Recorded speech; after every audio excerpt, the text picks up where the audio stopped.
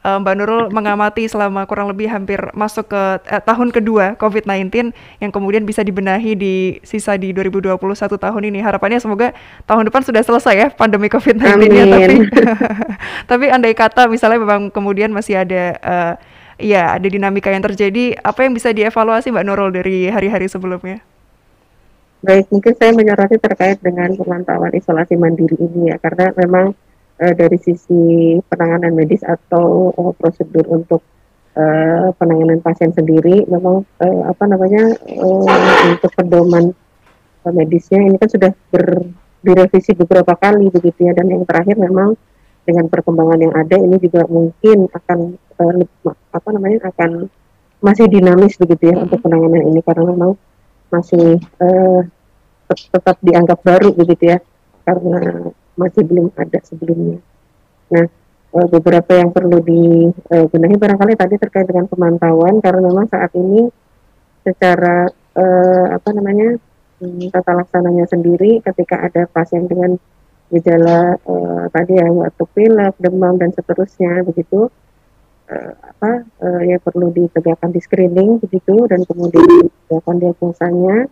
Apabila memang gejalanya ringan atau memang tidak tanpa gejala, ini bisa dilakukan isolasi mandiri. Nah, yang cukup banyak celah ini adalah di sini ketika tidak dilakukan pemantauan begitu Mm ya dari sisi kesehatan, kemudian juga dari sisi pergerakan dan juga tadi dari sisi apa namanya pemenuhan kebutuhannya, ini yang apa namanya sering terjadi masih berkeliaran misalnya begitu ya atau eh, tidak terpantau kesehatan ya tiba-tiba memburuk dan tidak ada yang tahu gitu ya karena kondisinya isolasi mandiri. Nah ini yang memang perlu menurut saya sih perlu apa namanya cukup di apa perlu tambahan untuk dikuatkan begitu sehingga edukasi kepada masyarakat ini menjadi sangat penting tidak hanya untuk menjaga prokes misalnya 5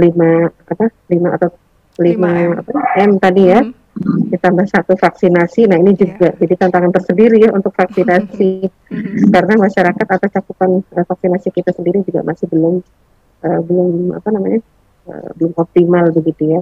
Ya. Harapannya dengan terus melakukan upaya edukasi tadi dan juga dengan dukungan ini ya semoga celah tadi bisa bisa apa namanya makin mengecil dan tertutupi begitu ya sehingga penyebaran ini juga semakin menyempit atau mengecil begitu dan pandemi segera berlalu amin. Amin, amin ya rabbal alamin. Itu harapannya untuk seluruh belahan dunia sebetulnya saat ini ya Mbak Nurul ya. Tidak hanya di Palangkaraya tapi semuanya Indonesia dan di luar Indonesia.